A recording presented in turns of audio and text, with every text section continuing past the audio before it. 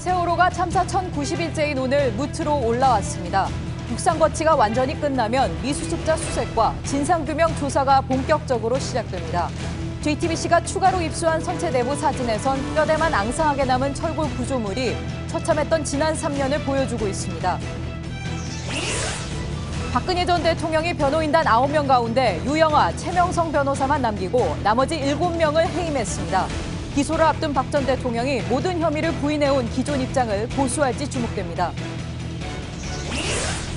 검찰이 우병우 전 청와대 민정수석에 대해 직권남용 등의 혐의로 구속영장을 청구했습니다. 우 전 수석은 청와대 지시를 따르지 않은 공무원을 감찰하고 검찰 수사를 방해하는 등 민정수석의 권한을 남용한 혐의를 받고 있습니다. 대선이 30일 앞으로 다가온 가운데 후보들은 공약 발표와 지역 방문을 통해 지지층 확보에 나섰습니다. 오늘은 공직자 사퇴 시한이어서 밤늦게 홍준표 경남지사가 도지사직을 사퇴할 예정입니다. 국민의당 안철수 후보는 경선 이후 처음으로 호남을 찾았습니다. 보수 표심 행보에 이어 진보 표심에도 힘을 쓰는 모습입니다. 진보와 보수로 오가는 안 후보의 딜레마를 마크맨이 간다에서 짚어봅니다. 수소, 우주의 75%. 그 무한한 수소로 자동차를 달리게 하다. 현대자동차. 시청자 여러분, JTBC 뉴스룸입니다. 대선이 이제 꼭 한 달 남았습니다. 방금 전 공개된 한 여론조사에서는 문재인, 안철수 두 후보의 지지율이 37.7대 37.7 같았습니다. 대선 한 달 전으로 보면 1987년 이후 치러진 대선 가운데 가장 치열한 접전입니다. 잠시 후에 한 달 남은 대선판도 자세히 분석하겠습니다. 먼저 세월호 소식입니다. 오늘 오후 세월호를 땅 위로 올려놓는 작업이 성공적으로 이루어졌습니다.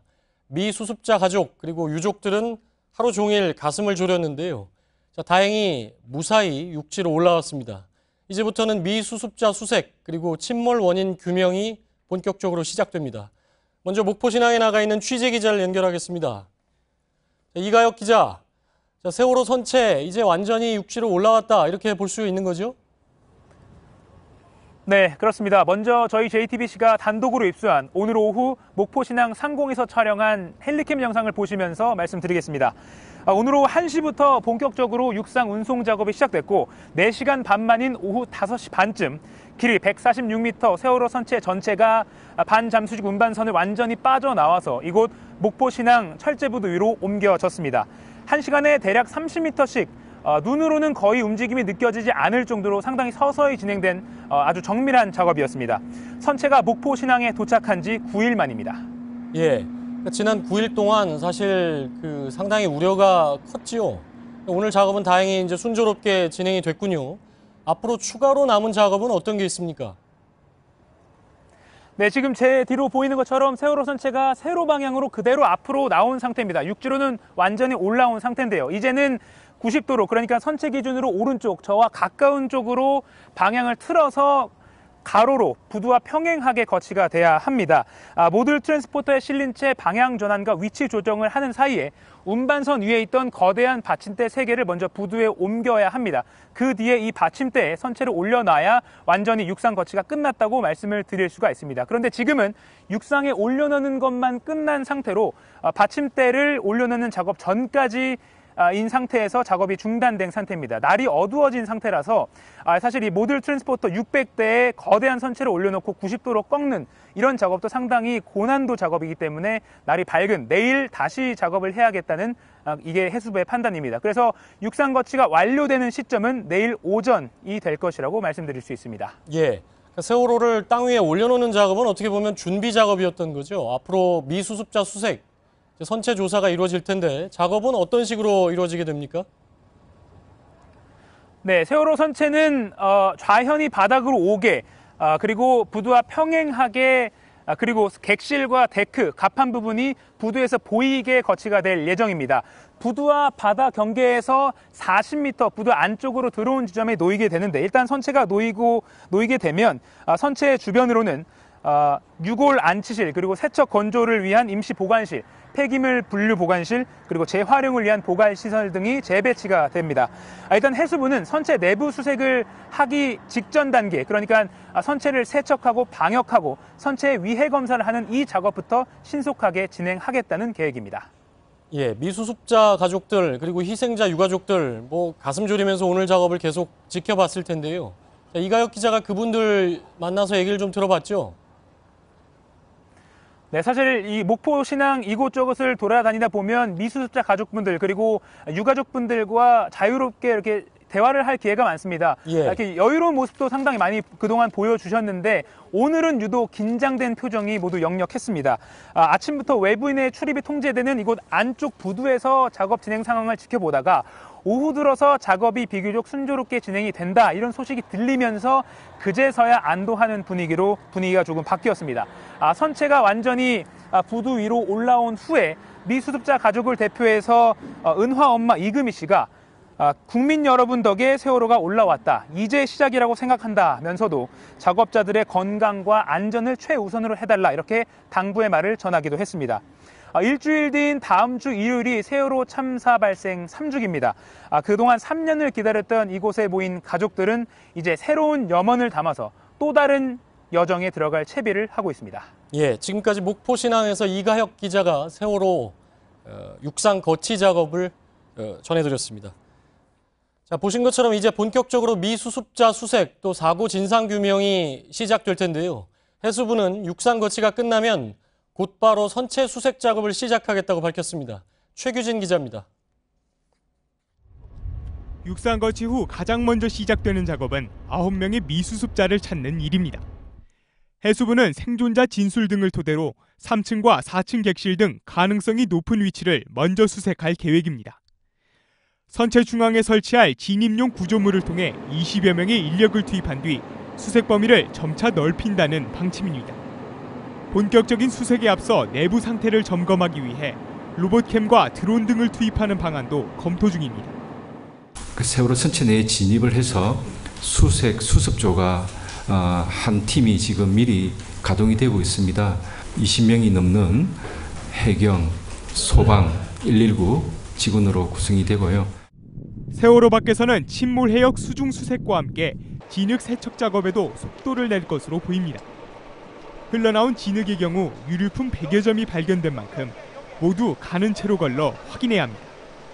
세월호 침몰 원인을 규명하기 위한 선체 조사는 육상 거치 이전부터 시작됐습니다. 선체조사위가 의뢰한 영국 전문기관은 어제 운반선 위에서 선체 외관 검사를 마친 상태입니다. 선체조사위는 선내 조사에 대한 세부 계획도 조만간 마련하겠다는 입장입니다.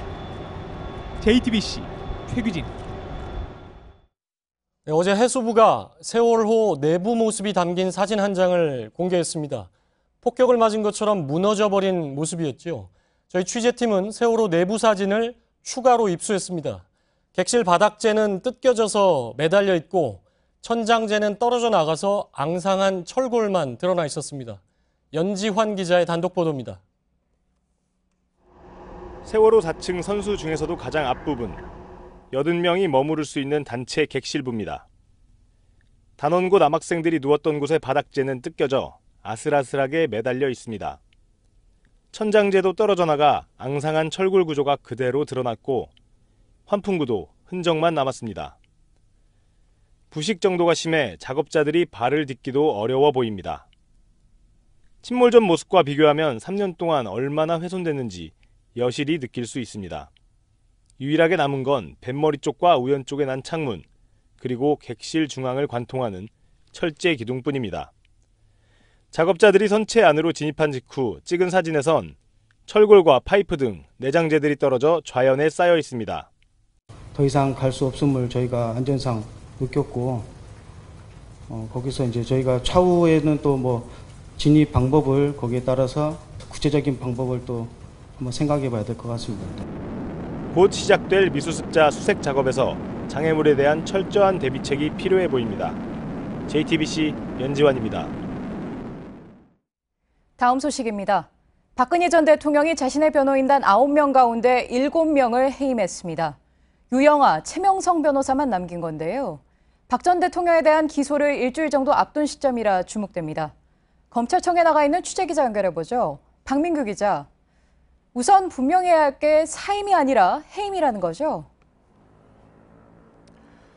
그렇습니다. 검찰은 박 전 대통령으로부터 손범규, 정장현, 황성욱, 위재민, 서성건, 이상용, 최근서 변호사 등 이 변호인 7명에 대한 해임서를 접수했다고 밝혔습니다. 말씀하신 대로 변호인단이 스스로 사임한 게 아니라 박 전 대통령이 이들을 해임한 건데요. 모두 9명이었던 박 전 대통령 변호인단은 이제 유영하, 최명성 변호사 등 2명만 남게 됐습니다.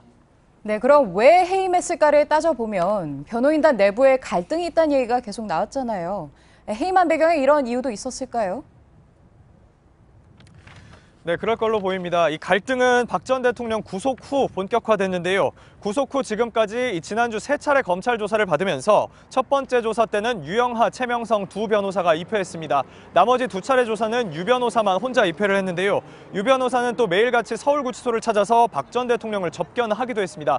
때문에 이 변호인단 내부에서는 박 전 대통령이 유 변호사만 믿고 있는 게 아니냐, 또 유 변호사가 접견이나 조사 내용을 자신들과 공유하지 않으면서 혼자 독점하고 있는 게 아니냐, 이런 불만이 터져 나온 걸로 알려졌습니다. 네, 사실 박 전 대통령은 모든 혐의를 부인하다가 파면이 됐고 구속까지 됐죠. 그렇다 보니까 변호인단을 교체해서 대응 전략을 새롭게 짜야 한다, 이런 얘기도 나왔는데 이것도 이번 해임과 연관이 있을까요? 지난해부터 이어진 검찰과 특검 수사, 또 헌법재판소의 탄핵 심판, 마지막 변론 등에 출석할 것인지를 놓고서부터 이 변호인단 내부에서는 갈등이 있었습니다. 의견이 하나로 모이지 않아서 각자 개별 변호사마다 각자 변론을 한다는 지적까지 나왔는데요. 특히 남은 검찰 수사와 앞으로 열릴 재판을 대비해서 법적 대응 전략을 바꿔야 한다, 이런 의견까지 변호인단 안팎에서 나오는 상황이었습니다. 실제 박 전 대통령 구속 후 서성건 변호사 등 이 변호인단 일부에서는 유 변호사가 주도해온 전략, 그러니까 이 혐의에 대해 모른다 또는 혐의에 대해 모른다 하면서 전면 부인하는 전략에 대해 반감을 드러내기도 했습니다. 하지만 오늘 해임으로 이런 전략이 바뀔지 여부는 불투명해졌습니다. 네, 그럼 이 시점에서 변호사를 추가로 선임할 가능성은 낮다고 봐야겠죠? 그렇습니다. 법리적으로도 변호가 그리 쉽지 않은 상황인데다가 이 박 전 대통령 사건은 이 기록 양만 봐도 상당히 많습니다.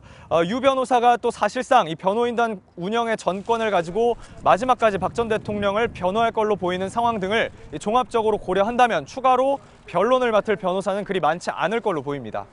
네, 당장 내일부터 검찰이 구치소에서 박 전 대통령 조사를 이어갈 텐데요. 남은 수사는 전망이 어떻습니까?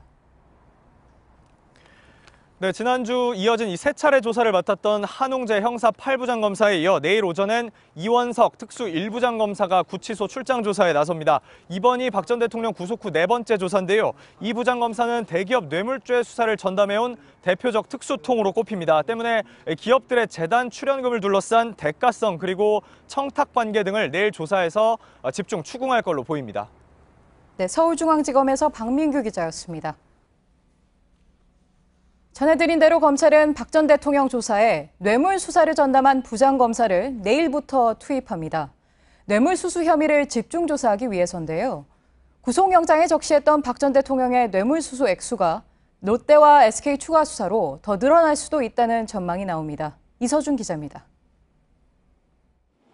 검찰은 박근혜 전 대통령이 삼성에 433억 원의 뇌물을 요구해 298억 원을 받아냈다고 구속영장에 적시했습니다. 특검이 공범 최순실 씨에게 적용한 뇌물 액수와 동일합니다. 하지만 이번 주 검찰 조사를 거쳐 박 전 대통령의 뇌물 수수액은 최대 100억 원까지 늘어날 수 있습니다. 롯데가 K스포츠재단에 추가로 냈다 돌려받은 70억 원과 SK가 K스포츠재단에 추가로 내려 했던 24억여 원이 뇌물로 결론날 수도 있기 때문입니다.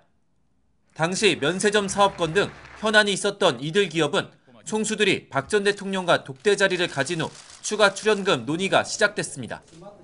검찰은 지난주 소환한 신동빈 롯데 회장을 상대로 독대 당시 오간 대화 내용과 출연금의 대가성 여부에 대해 집중적으로 추궁했습니다.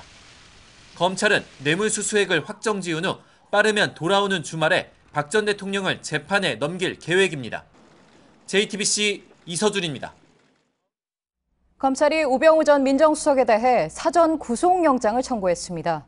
앞서 특검이 청구했던 구속영장은 한 차례 기각이 됐었죠. 그만큼 법원의 결정에 관심이 쏠립니다. 이르면 12일 새벽에 우 전 수석의 구속 여부가 결정날 것으로 보입니다. 백종훈 기자입니다. 검찰특별수사본부가 우병우 전 민정수석에 대해 오늘 오후 사전 구속영장을 청구했습니다.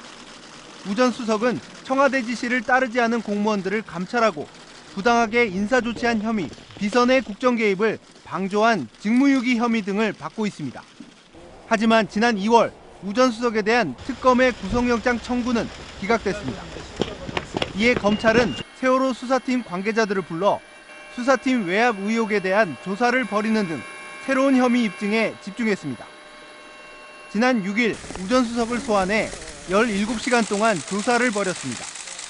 실제 검찰은 기존 특검이 영장을 청구할 때 포함시킨 직권남용과 직무유기 등 11개 피의 사실에다 세월호 관련 수사 외압도 포함시킨 것으로 알려졌습니다.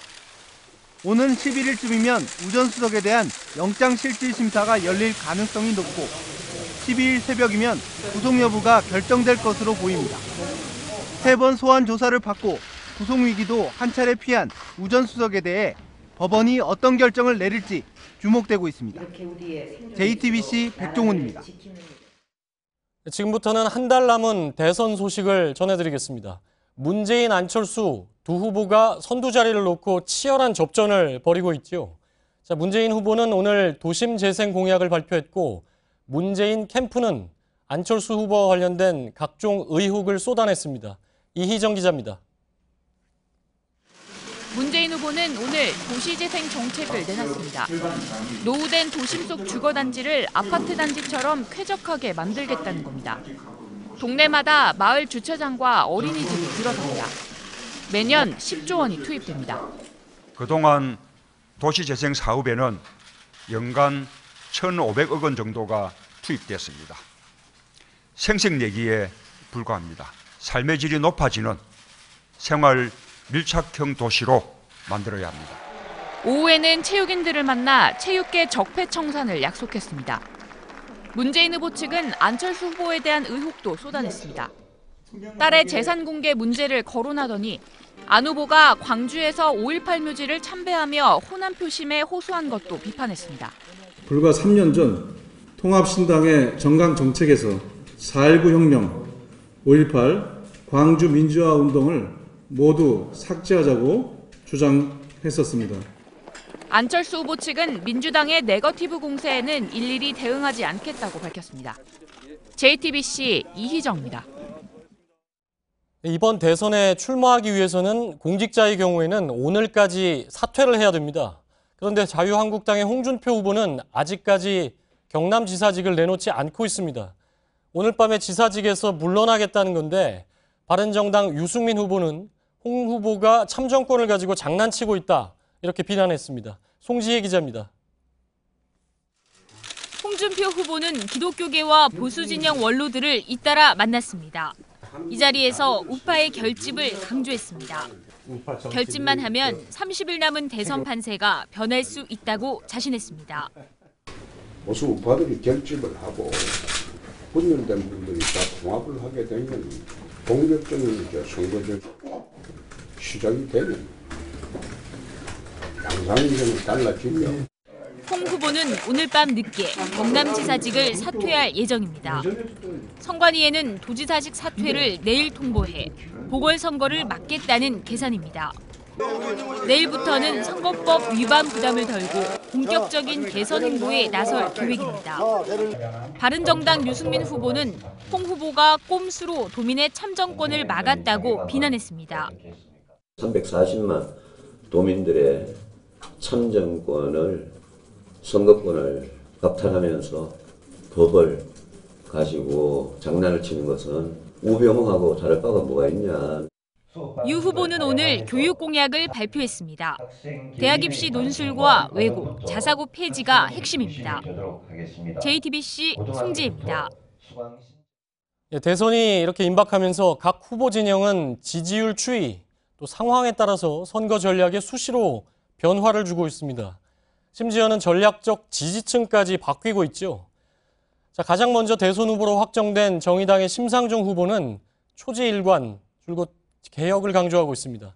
서복현 기자입니다. 심상정 정의당 후보는 과감한 개혁을 전면에 내세우고 있습니다. 대한민국의 개혁 구상 방향을 놓고 진검승부를 한번 해봐라. 대한민국 미래를 어떻게 바꿀 건지 경쟁해봐라. 특히 비정규직과 워킹맘 등 노동 분야 등에서의 변화를 강조하고 있습니다. 노동의 가치를 존중하고 인간의 존엄성을 존중하는 그런 가치를 최우선에 놓는 그런 개혁 정부 만들어서 단일화는 없다며 대선 완주 뜻을 밝힌 심 후보는 문재인 민주당 후보와 안철수 국민의당 후보 모두에 대해 날을 세우고 있습니다.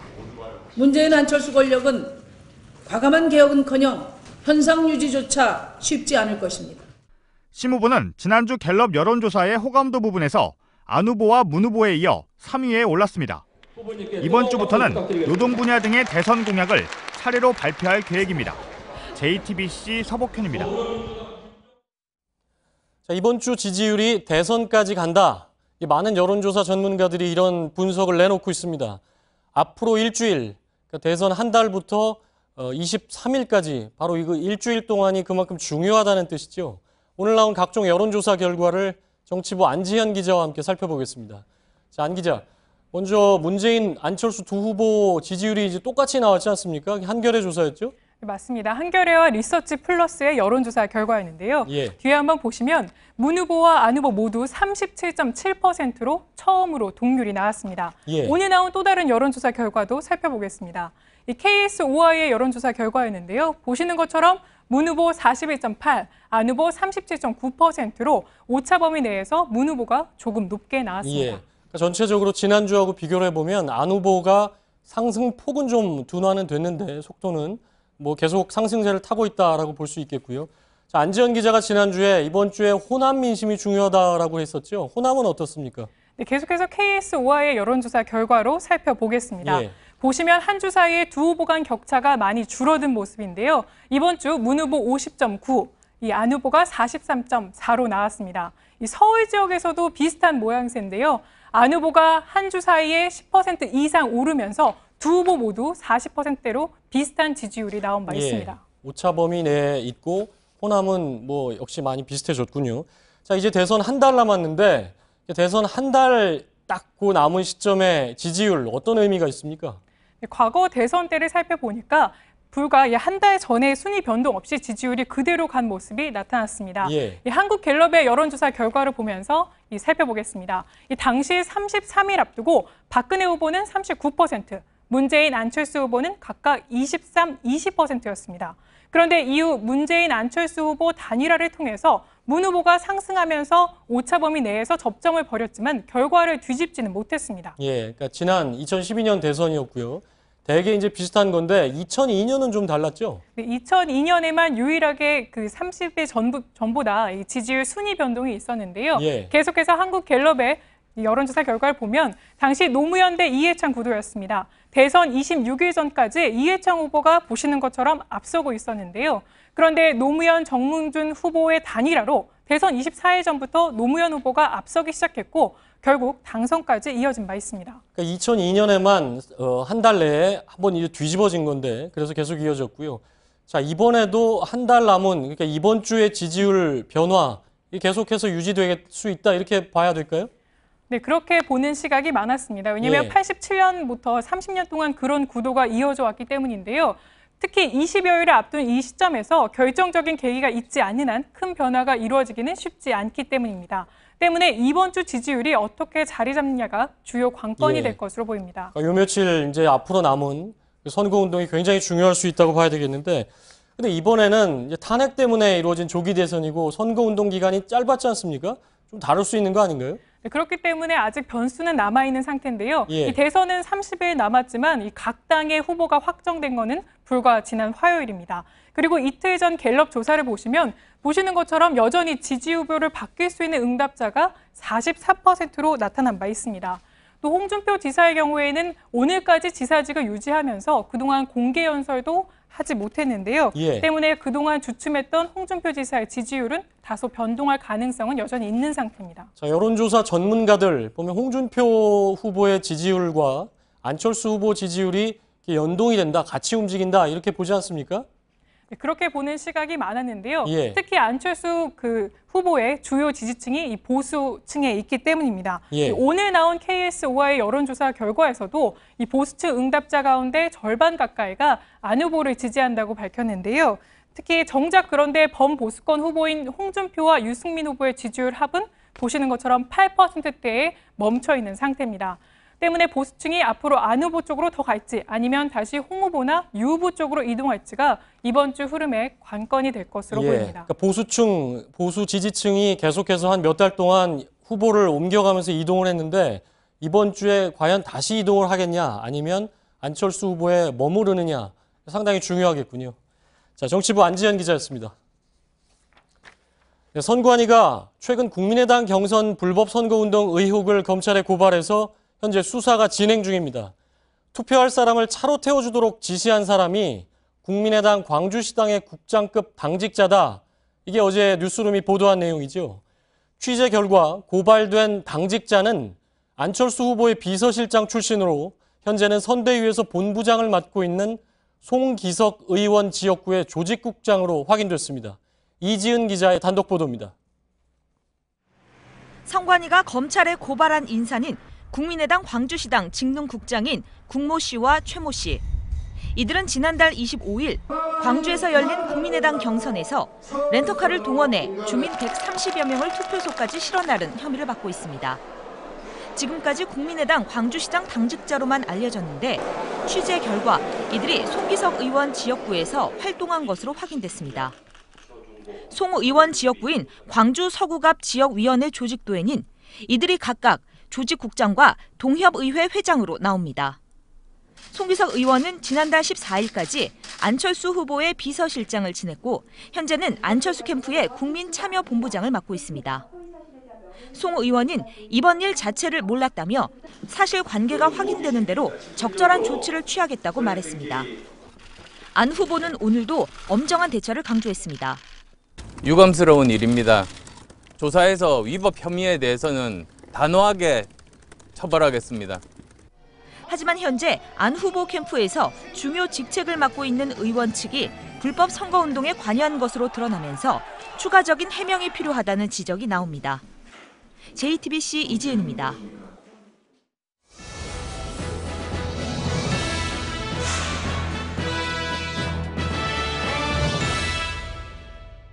자, 마크맨이 간다 순서입니다. 어제는 민주당 문재인 후보의 선거 일정을 마크맨인 고석승 기자가 따라가 봤죠.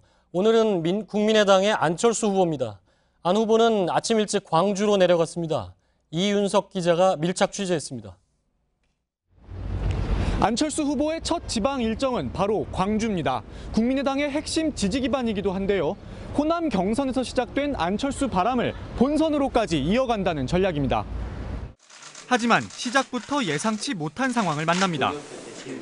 천주교 광주 대교구청을 찾아 김희중 대주교를 예방한 자리에서 느닷없이 사드 문제가 등장한 겁니다. 나는 한다, 나는 안 한다 그렇게 하면은 다음에 우리가 국익을 취할 수 있는 그 폭을 우리가 스스로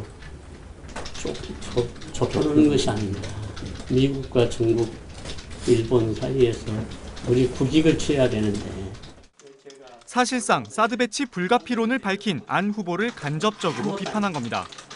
안 후보는 기자들과 만난 자리에서 기존 입장에 변화가 없음을 재확인했습니다. 외교에 있어서 가장 최우선이 국익입니다. 국익이 가장 중요한 기준입니다. 거기에 대해서는 아무도 이견이 없을 겁니다. 캠프 관계자는 예상치 못한 상황이었다면서도 어른의 말씀을 들으러 갔던 자리이기 때문에 구체적인 얘기는 하지 않았던 것이라고 말했습니다. 안 후보는 우리나라 민주화의 상징으로 여겨지는 5.18 민주묘지에도 참배했습니다. 이른바 광주 정신을 강조하기 위한 행보입니다. 방명록엔 5월 18일에 다시 오겠다는 말을 남겼습니다. 한 측근은 안 후보가 대통령이 된 이후 다시 찾아와 공식적으로 임을 위한 행진곡을 재창하겠다는 의미도 담겼다고 덧붙였습니다. 안 후보는 호남 민심을 잡기 위해 적극적으로 움직였지만 광주 시민들은 아직 확실한 지지 후보를 정하지 못하고 있었습니다. 좀 청산을 하려면은 문재인 씨를 뽑아야겠고, 그러 안 하면은 강기도 젊은 사람 세대는 좀 안철수 씨를 좋아할 것 같아요. 아직은 고민이 되는데 좀 생각하고 있습니다. 아직 정이 못 정했죠. 좀 어떤 기준으로 이제 앞으로 선택하실 건지. 이제 청렴하고 모든 것을 갖다 그 서민들을 위해서 정치를 펴 나갈 수 있는 그런 사람을 원하죠. 오후엔 전남 목포 신항으로 이동해 세월호 미수습자 가족들을 위로했습니다. 제가 직접 세월호 특별법 대표 발의를 또 했습니다. 꼭 통과시키겠습니다. 세월호 참사 희생자들의 사진 앞에선 한동안 말을 잇지 못했습니다. 노란 리본에 잊지 않겠습니다. 꼭 기억하겠습니다란 글도 남겼습니다. JTBC 이윤석입니다. 네, 안철수 후보의 마크맨 이윤석 기자와 좀 더 얘기를 나눠보겠습니다. 자, 이윤석 기자, 안 후보가 오늘 광주에 갔는데 여기 뭐 많은 의미를 부여하고 있군요. 네, 맞습니다. 일단 최근 여론조사에서 안철수 후보의 지지율이 빠르게 상승하면서 현재 문재인 후보와 오차범위 안에 있는 상황이거든요. 그런데 호남에선 여전히 문 후보가 좀 더 앞서 있는 상황입니다. 예, 아무래도 안 후보 지지층이 보수 쪽으로 이제 이동을 했기 때문에 그런 결과다 이렇게 봐야 되겠죠? 네, 그런 분석도 나옵니다. 이 보수표가 이동하면서 안 후보의 지지율이 빠르게 상승을 한 건데요. 안철수 후보의 캠프에서도 이런 보수 표심을 겨냥한 전략적인 행보를 많이 보여왔습니다. 이 때문에 전통적으로 진보 후보를 선호해온 호남 민심에 영향을 줬던 게 아니냐 이런 얘기가 나옵니다. 때문에 오늘 호남 일정을 잡은 거는 이 호남 지지층이 빠져서는 안 된다. 이런 관점에서 추진한 것이란 얘기가 나오고 있습니다. 이 안철수 캠프 측 관계자들은 이 국민의당의 뿌리는 호남이고 광주다. 이런 얘기를 여러 차례 반복하기도 했습니다. 근데 오늘도 안철수 후보 이제 광주 가고 이동하면서 계속 나왔는데 최근에 뭐 동원 논란 뭐 이런 것들이 계속 불거지지 않습니까? 안 캠프에서는 네거티브다, 근거 없다라고 얘기를 하는데 오늘도 뭐 여러 건이 있었죠? 네, 오늘도 여러 건이 나왔습니다. 먼저 천안함 희생자 유족과 관련된 얘기도 있었는데요. 이 지난달 26일 안 후보가 대전 국립현충원을 참배하는 과정에서 참배객 일부를 내쫓았다는 내용이 오늘 오전 소셜미디어를 통해 퍼졌습니다. 이 안 후보 측에선 사실 무근인 가짜 뉴스라면서 이 형사 고발 방침을 밝히기도 했는데요. 이런 관점에서 오늘 안 후보가 네거티브를 비판하는 발언을 했는데 잠깐 보시겠습니다.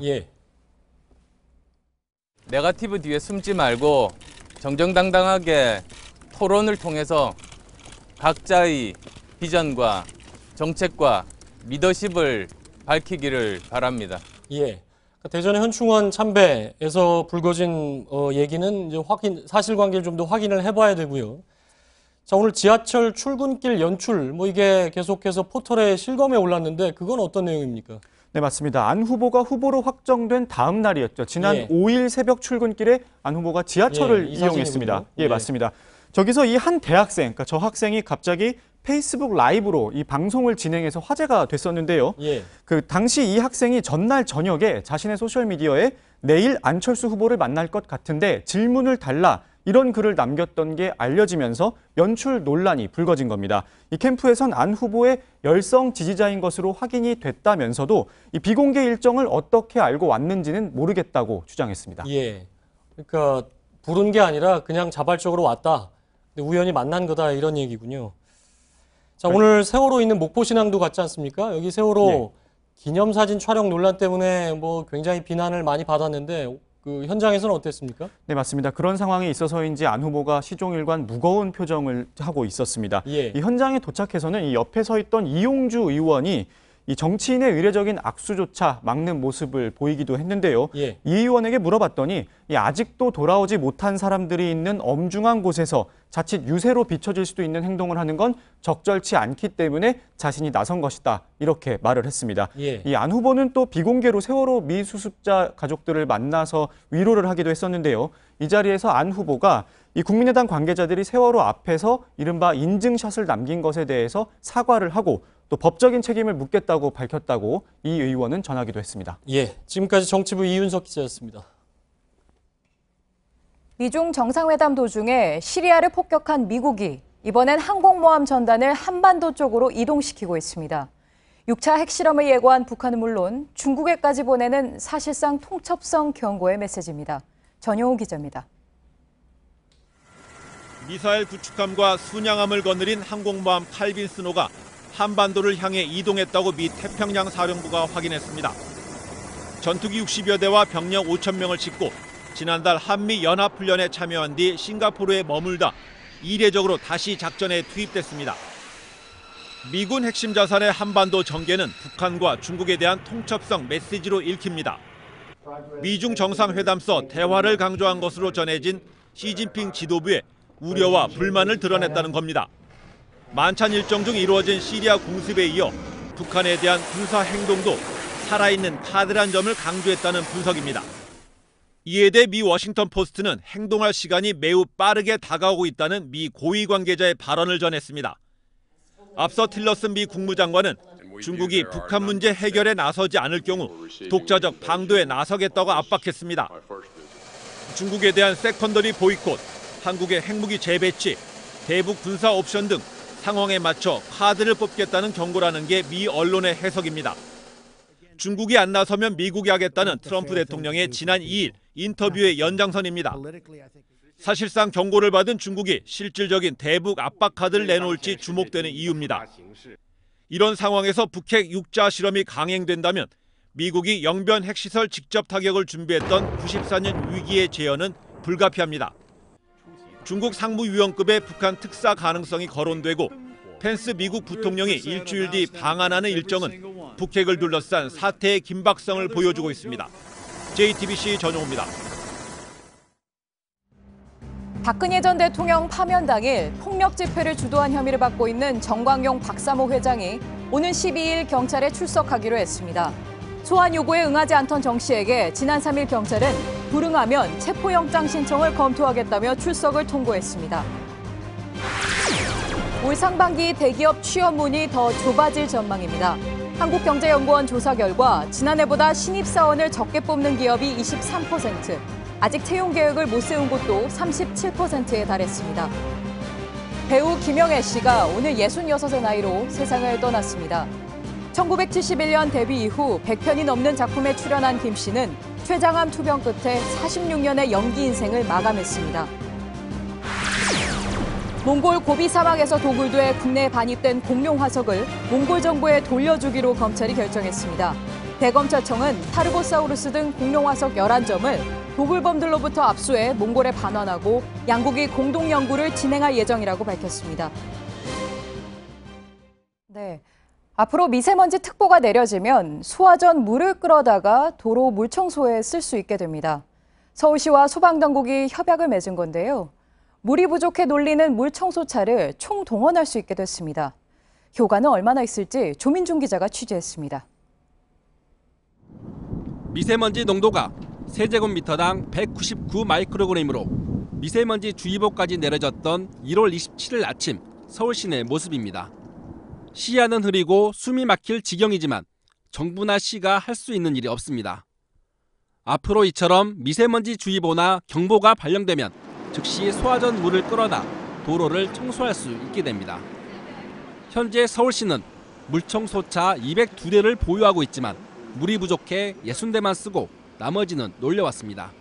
소방기본법상 소화전의 물은 화재나 재해 상황에만 쓰도록 엄격히 제한돼 있는데 서울시와 소방본부가 미세먼지도 재해 상황으로 규정하고 도로 청소에 사용할 수 있도록 협약을 맺은 겁니다. 하지만 서울시 스스로도 물청소가 얼마나 효과가 있을지 자신하지 못하는 분위기입니다. 건조가 되면 그게 공기중으로 대비산되고 완벽하게 하는 데는 한계가 있고 물청소는 또 강한 수압에 먼지가 더 날린다거나 겨울에는 물이 얼어 적절하지 않다는 지적도 나옵니다. JTBC 조민주입니다. 쓰레기 무단 투기로 몸살을 앓던 부산 평화의 소녀상이 최근 페인트 테러까지 당한 사실이 알려졌습니다. 우여곡절 끝에 자리 잡은 소녀상에 테러 수준의 행위들이 이어지고 있는데요. 보다 못한 시민들이 일본 영사관 부근에서 벽화 시위에 나섰습니다. 구석찬 기자입니다. 소녀상이 눈물을 흘리는 것처럼 보입니다. 자세히 보니 누군가 몰래 하얀 페인트를 칠한 겁니다. 일주일 뒤 7일 새벽엔 언제까지 일본을 미워할 거냐는 문구가 적힌 대형 폐화분이 가로등에 묶인 채 발견됐습니다. 지난달 CCTV가 설치된 뒤에도 부산 초량동 일본 영사관 앞 소녀상이 순환을 겪자 시민들은 수사를 의뢰했습니다. 이에 그치지 않고 직접 붓과 물감을 챙겨 소녀상에서 1km가량 떨어진 담벼락에 그림을 그리기 시작했습니다. 길이 20m, 최고 높이 4m 규모의 벽화 그리기에는 부산 지역 대학생과 직장인 등 40명이 참여했습니다. 붓질을 따라 화사한 꽃밭과 논이는 나비가 생겨나고 그 사이로 치마 저고리를 입은 소녀가 앉았습니다. 소녀상을 영사관 앞에서 치워라 이렇게 하고 있는데 그렇게 하면 할수록 우리는 더 격렬하게 지키겠다. 그리고 시민들이 그린 소녀상 지키기 벽화는 지난해 점포동과 범천동에 이어 세 번째입니다. 벽화로 남겨질 평화의 소녀상은 올 하반기 해운대에도 그려질 예정입니다. 소녀상을 지키자! JTBC 구석찬입니다. 돌아와요 부산항에. 오늘 사직구장에는 이 롯데 응원가가 유난히 크게 울려 퍼졌습니다. 롯데는 LG를 꺾고 공동 2위로 올라섰는데요. 이대호 선수는 오늘도 홈런을 쏘아 올렸습니다. 오광춘 기자입니다. 롯데 이대호가 6회 LG 최동환의 공을 가볍게 잡아당깁니다. 이 순간 잠잠하던 사직구장이 들썩였습니다. 이 한 방은 LG의 추격 의지를 꺾었습니다. 이대호는 2대0으로 앞선 4회에도 한 점 달아나는 적시타를 때렸는데 6년 만에 롯데로 복귀한 뒤 연일 불방망이를 뽐내고 있습니다. 개막 후 8경기에서 3개의 홈런을 뽑아냈고 타율 4할 6푼 4리, 타격 1위로 올라섰습니다. 이대호의 가세로 롯데 야구도 부활했습니다. 전준우까지 홈런포를 추가해 팀 홈런은 17개로 10개 구단 중 가장 많습니다. 롯데는 LG를 이겨 6승 2패, 공동 2위로 뛰어올랐습니다. KT 김진욱 감독이 삼성전 2회 비디오 판독으로 판정이 번복되자 심판에 항의하다 올 시즌 첫 퇴장을 당합니다. 그러나 감독이 빠져도 KT는 끄떡없습니다. 선발 투수 피어밴드는 9회까지 삼진 11개를 잡아내며 KT의 3대0 완봉승을 이끌었습니다. KT는 7승 1패로 깜짝 선두를 달렸습니다. 넥센은 2회 한 이닝 동안 무려 10점을 뽑으며 두산을 대파하고 3연승했고 기아는 버나디나의 결승 홈런을 앞세워 하나를 한 점 차로 따돌렸습니다. JTBC 오광춘입니다. 네, 내일도 낮 기온이 20도를 넘나들겠는데요. 바람은 다소 강하게 불겠습니다. 남해안과 제주도엔 오후에 비가 조금 내릴 전망입니다. 뉴스룸을 마치겠습니다. 시청해주신 여러분 고맙습니다.